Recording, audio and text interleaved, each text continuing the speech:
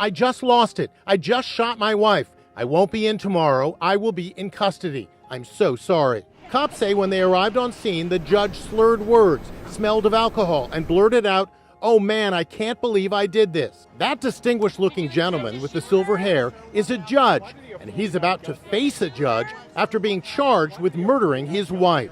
Did you intend to shoot your wife? The judge pointed his finger at her in a manner mimicking a firearm. Prosecutors say the judge's wife dared him, "Why don't you point a real gun at me?" Cops say Judge Ferguson did just that and retrieved his pistol from his ankle holster, shooting his wife in the chest. Attorneys for Judge Ferguson defended their client. This was an unintentional, accidental shooting and not a crime. Salutations, Serene Eminence here.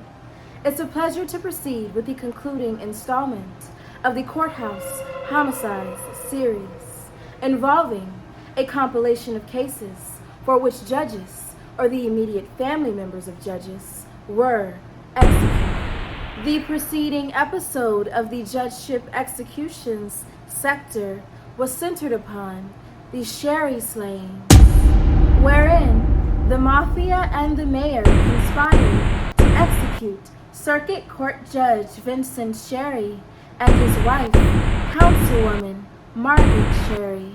And in totality, the Courthouse Homicide series has covered approximately 7 cases that sorrowfully incurred a total of 15 fatalities, leaving 3 judges, 1 councilwoman, 1 attorney, 2 bailiffs, 1 sheriff's deputy, 1 ICE agent, 1 court stenographer, and 5 defendants deceased.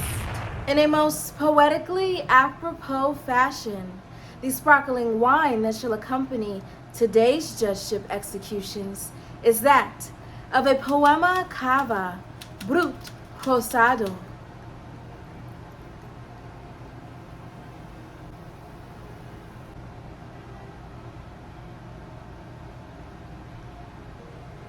Prioritizing tradition, poema is curated with 100% trepa, an indigenous red grape exclusive to the birthplace of cava, which is the culturally rich region of Catalonia, Spain.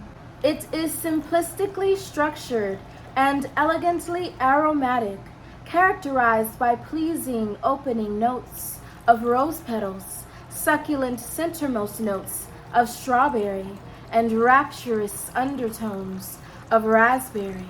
The initial sector of this Judgeship executions installment shall cover a trilogy of cases for which judges unjustly executed their very own spouses. Amidst Part 1, we shall be covering 2 spousal execution cases where judges played their part in the fatal shooting of their wives. Amidst Part 2, we shall be covering 1 additional spousal execution case where a judge stabbed his wife to death, accompanied by a supplementary double familial homicide case. Prior to officially moving forth with official case coverage, we shall be discussing pathways to judgeship in relation to the 2 pertinent judges on trial, that of Superior Court Judge Jeffrey Malcolm Ferguson and Appellate Court Judge Jacques Delisle. But first and foremost, let's earnestly reflect on a most suitable quote from James Comey's A Higher Loyalty. We are experiencing a dangerous time in our country, with a political environment where basic facts are disputed, fundamental truth is questioned, lying is normalized, and unethical behavior is ignored, excused, or rewarded. Respective to pathways to judgeship, the court usually has 3 main legally trained court officials: the judge, the prosecutor, and the defense attorney. A judge is a person who presides over court proceedings, either alone or as a part of a panel of judges. The presiding judge ensures that all court proceedings are lawful and orderly. The powers of a judge are checked by higher courts, such as appeals courts and Supreme Courts. I was principally motivated by a desire to serve my country. That's something that's been important to my family and important to me. But I really didn't know the half of it until I got here. What I quickly discovered is that this job is extremely humbling. And this experience is unlike anything, I don't even begin to know how to describe it to people. When you're sitting in judgment of a person at a criminal sentencing, when a person's liberty is literally in your hands. Every single day we have cases that determine what people's lives will be like. Sometimes they're personal, sometimes they're broader in the community. Being a judge is not easy. I think if you talk to any of us can come up with examples of the difficulties, the hard decisions, the things you take home and worry about. But we're doing something that is of value to society, and that is a rare privilege. In speaking more specifically about judgeship appointments, the powers, functions, method of appointment, discipline, and training of judges vary widely across different jurisdictions. There are both volunteer and professional judges. A volunteer judge, such as an English magistrate, is not required to have legal training and is unpaid, whereas a professional judge is required to be legally educated. This generally requires a degree of Juris Doctor. Furthermore, significant professional experience is often required. For example, in the U.S., judges are often appointed subsequent to garnering substantial experience as an attorney. Judges are often appointed by the head of state. In some U.S. jurisdictions, however, judges are elected in a political election. Most presidents nominate individuals who broadly share their ideological view. So a president with a liberal ideology will tend to appoint liberals to the court. Of course, a justice's leanings are not always so predictable. For example, when President Eisenhower, a Republican, nominated Earl Warren for Chief Justice, Eisenhower expected him to make conservative decisions. Instead, Warren's judgments have gone down as some of the most liberal in the court's history. Eisenhower later remarked on that appointment as the biggest damn fool mistake he ever made. Many other factors come up for consideration as well, including experience, personal loyalties, ethnicity, and gender. The candidates are then thoroughly vetted, down to their tax records and payments to domestic help. The nominee is interviewed about their law record, if applicable, and where they stand on key issues to discern how they might vote. And especially in more recent history, the committee tries to unearth any dark secrets or past indiscretions.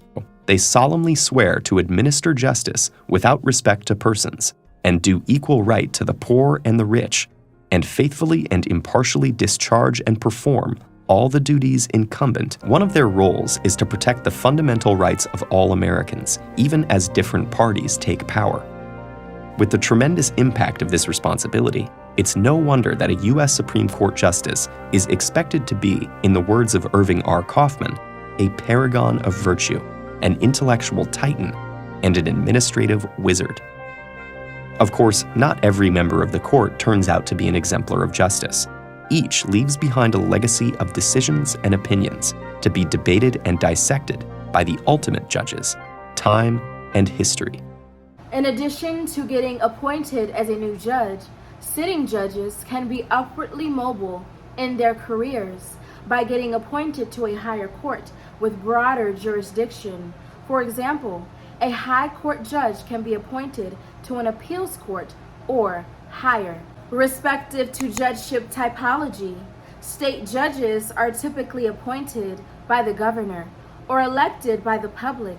They deal with issues at the state level, such as state laws in accordance with the state constitution, in addition to presiding over criminal, probate, contracts, personal injury, and other types of cases. Officially known as superior court judges, trial judges, or circuit court judges, these judges are often divided into departments such as family court, traffic court, immigration court, juvenile court, or probate court.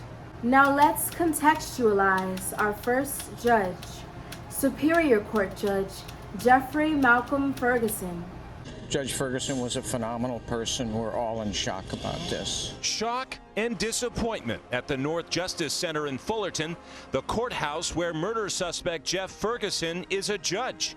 But a judge now on the other side of the law, now accused of murdering his wife. Attorney Lloyd Freeberg says he's known Ferguson for close to 50 years. He was a loving person. He wanted to help people in his role as a judge, and he did that for an awful lot of people. And frankly, this is pretty devastating news. Supporters of Ferguson say they just can't make sense of this news. There's got to be more to this story, because this is a man who's dedicated his entire life to, the law. Judge Ferguson, 72 years of age at the time of the incident in question, earned his bachelor's degree in biological sciences and social ecology from UC Irvine in 1973. Nearly a decade later, in 1982, he earned his Juris Doctor from Western State University College of Law. The judge began his legal career in 1983 as an Orange County Deputy District Attorney. He was promoted to Senior Deputy District Attorney and posted to the Major Narcotics Enforcement Team 10 years later.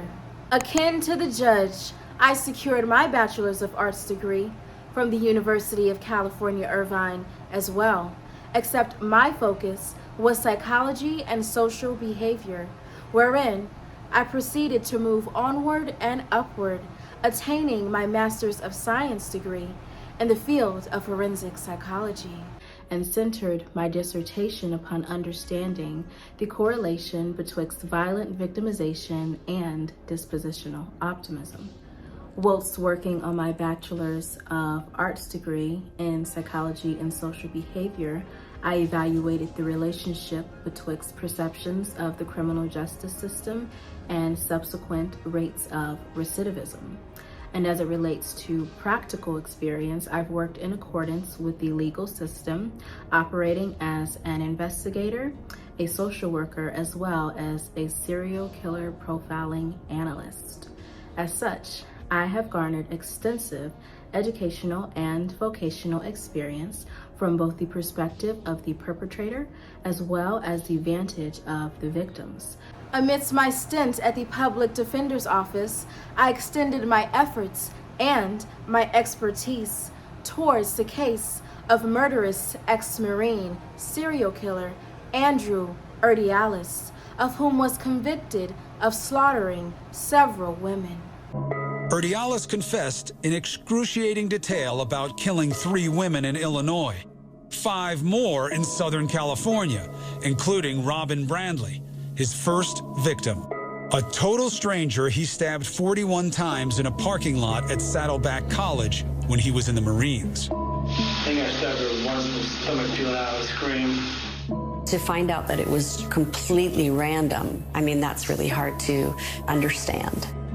And then Urdiales told Detective Booth about one more who got away. Due to signed legislation that abolished the death penalty in Illinois, Urdiales' death sentence was commuted to life in prison, yet prosecutors in Orange County, California, sought to extradite Urdiales to be tried in California for the murders of 5 women in the 1980s, whilst he was stationed at Marine Corps Base Camp Pendleton. He was ultimately convicted on all counts and was officially sentenced to death. However, he died by suicide. At your leisure, feel free to view my Vocational Volatility True Crime Commencement introductory video to gain deeper insight into my vocational experience, educational endeavors, and solidified mission. And ultimately, I vehemently desire to make an impact on upholding decency interpersonally and exacting justice within working systems at all costs. Feel free to subscribe to both of my Vocational Volatility platforms via both Instagram and YouTube so that you may gain exclusive access to merchandise as well as discount codes. Now, I will be providing video teasers betwixt full-length uploads of episodes, so you may tune in and reference the shorts via YouTube or the reels via Instagram. Now let's reconvene with the judge in question.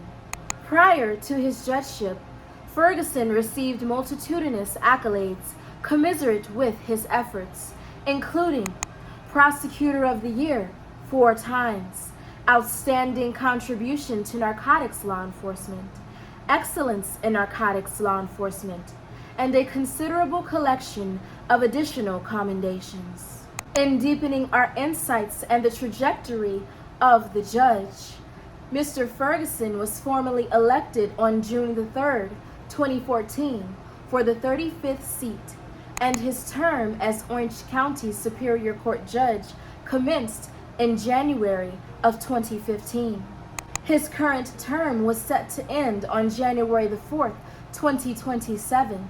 However, on August 11th, 2023, Ferguson was officially charged with the murder of his wife, thus prematurely concluding his term. As iterated via a campaign statement endorsed by an OC sheriff, Ferguson said, "Our safe streets have been my top priority as a prosecutor and shall remain my top priority as a judge." As iterated via a campaign statement endorsed by the California Reserve Peace Officers Association, Ferguson said, "I have had the privilege to work with so many dedicated men and women in law enforcement whose passion and dedication to public safety inspired my own commitment to our communities. Getting the endorsement of the street cops is priceless."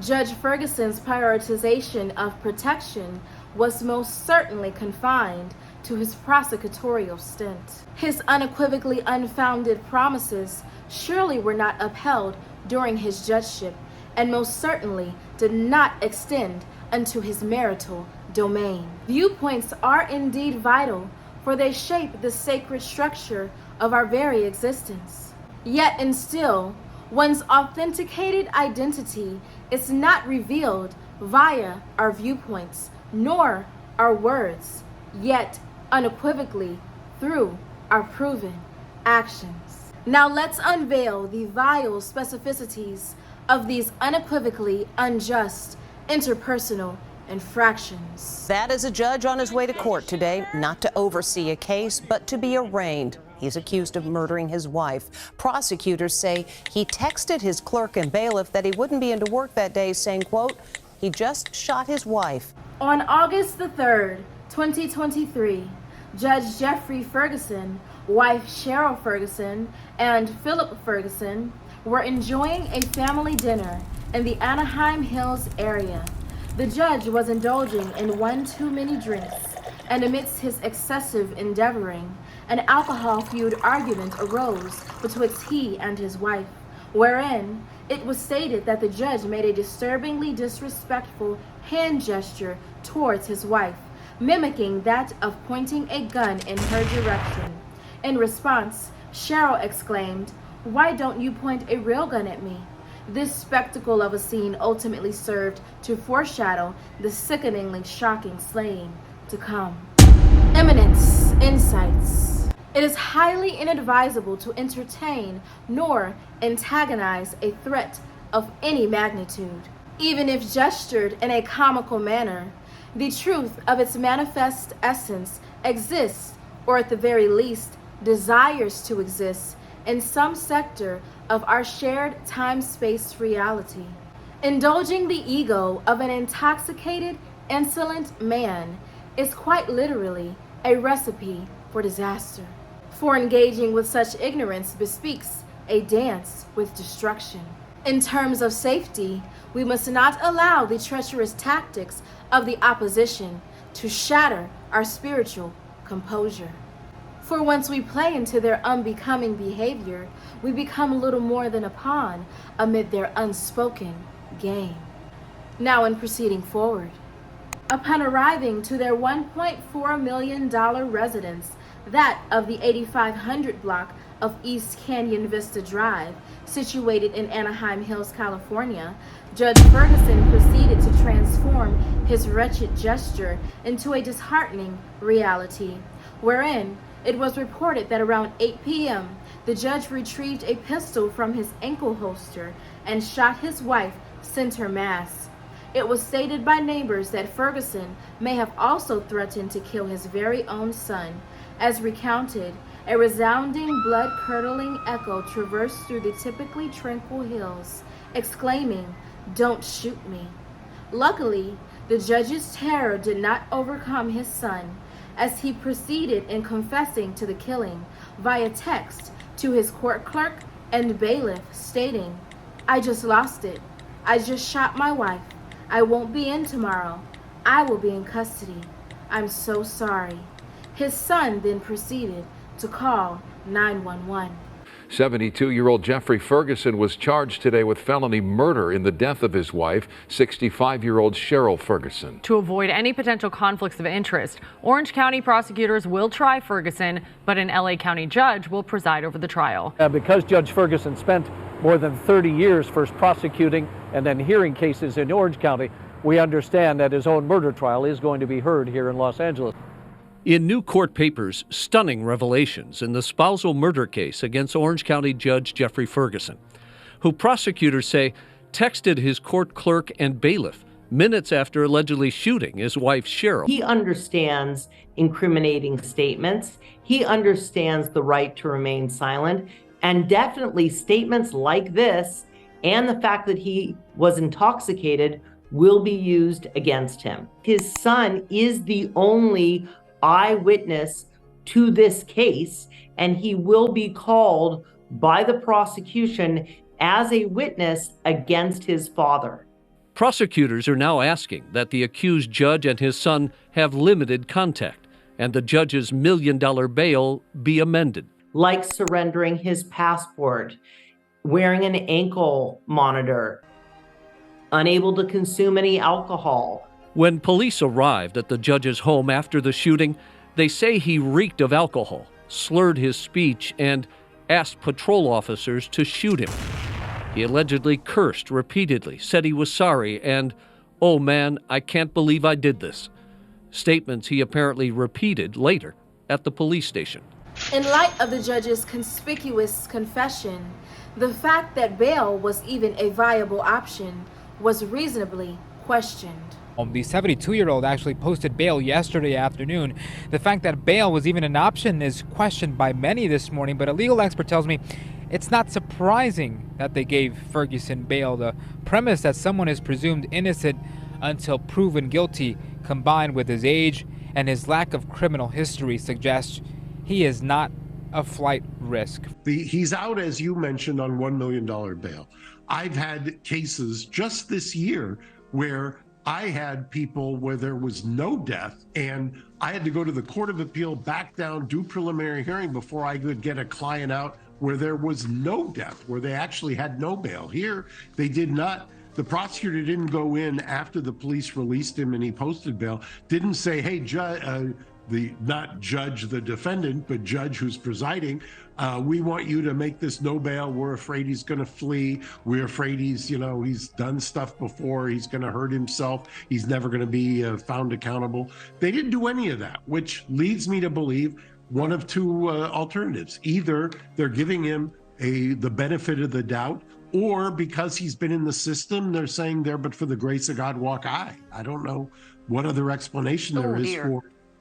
Both defendant and counsel hold strong to the stance of accidental, unintentional homicide. After the August 11th hearing, Ferguson's lawyer told reporters that the longtime judge and former prosecutor was confident a jury would agree with him that no crime was committed. I'm sure they're going to be arguing for an involuntary manslaughter. So he's got no criminal history, and he's got a stellar past, right? He's a judge. He's like supposedly the best among us. He said to the police officers, "Well, I guess I'm done for a while."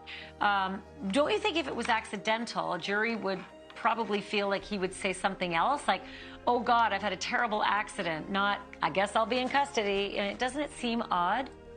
Well, yeah, no, the whole thing is very odd, obviously, especially when you layer in the fact that the gun had gone off previously, that he put the gun to his head previously, that he smells like alcohol. You can make a compelling case that he's going through some kind of alcoholic-induced or has got some issues with alcohol. But I think virtually everything you said is still consistent with either an accidental discharge or a non-intentional. If the argument is, as you know, Ashley, we've talked about it a million times, if it is with malice, meaning a depraved mind, then it's murder. If it is a killing done without malice, then you're talking about manslaughter. If it's manslaughter, you've got either voluntary or involuntary. Voluntary would be generally if it was a heat of passion or something along those lines. It does not sound like that's what the lawyers are going to argue. You know what? Yeah. That all makes perfect sense, and everything you say makes perfect sense, except for the fact that he had to reach down to the ankle holster, unholster a gun, bring it up, and shoot. And as you know, this is weird. I always found this weird, but intent can be formed in seconds. It doesn't need to be you lying in wait for the lover to come home and elaborate plot. Intent for a first-degree murder can be formed in seconds. Do you think that the prosecutors could make an argument for that, or is that too uphill when you're dealing with a judge? In terms of fair trial insights, the grave nature of the crime, coupled with the prominence of the judge's position, makes this case particularly complex in nature. And his plea is not guilty. The charges are 1 felony count of murder, 2 felony enhancements because of the use of a firearm. They're doing this in LA because of his connections to the Orange County court system, and he was here. So was her family. Hell. I busted down in tears. This is really hard. The brother of Cheryl Ferguson describing what it was like to be in court for his brother-in-law. Orange County Superior Court Judge Jeffrey Ferguson pleaded not guilty to killing his wife at their Anaheim Hills home.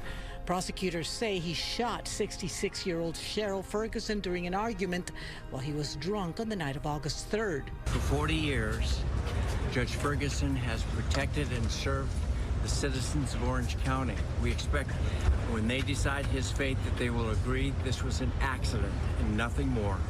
And we believe all the facts will support that. Anybody who knows him and knows him well would understand this. I think as the case continues on, in the record, you'll see that there's going to be some stuff that may potentially come up. Cheryl's family say they are focusing on protecting the couple's 22-year-old son who was in the house at the time of the shooting. A motion prohibiting contact between him and his father was denied. It's up to the son if the son chooses to or not to. Judge Ferguson is required to wear a GPS monitoring device, stay away from alcohol and weapons. Anaheim police recovered the pistol believed to have been used in the shooting, plus 47 weapons and about 26,000 rounds of ammunition from his home. Prosecutors were concerned about a .22 caliber rifle registered to the judge that is missing. We can confirm to the court he doesn't have it, he doesn't possess it. Judge Ferguson is making no statements, okay? Ferguson is out on bail. His wife's brother saying she was buried this weekend. She was the glue that held the family together. Very well loved by many, many people. I would describe what's happening as a tragedy, an absolute tragedy.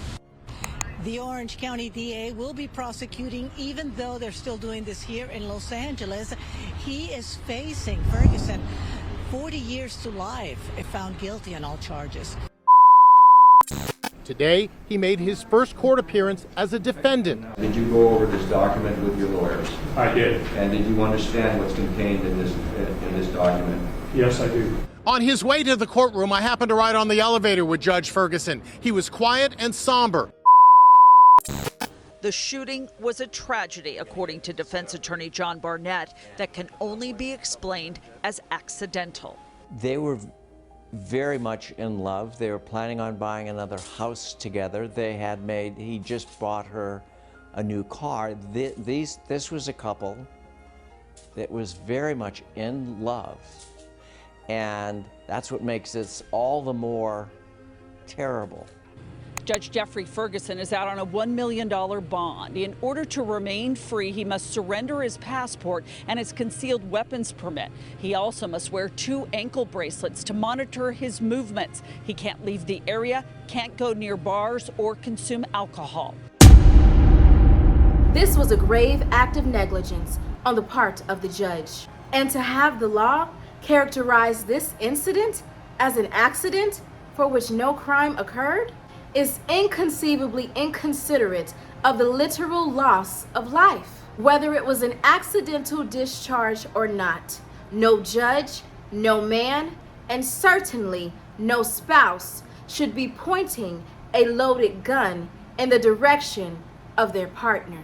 Haphazardly placing someone in harm's way as a means by which to appease one's ego is disgracefully selfish. And to have this deplorable soul freely traversing the earth after drunkenly deciding to make this disheartening death a manifest reality is unrelentingly sickening. He was one of the country's most respected judges who went from the bench to behind bars. The first judge in Canada ever to be convicted of murder, sentenced to life in prison.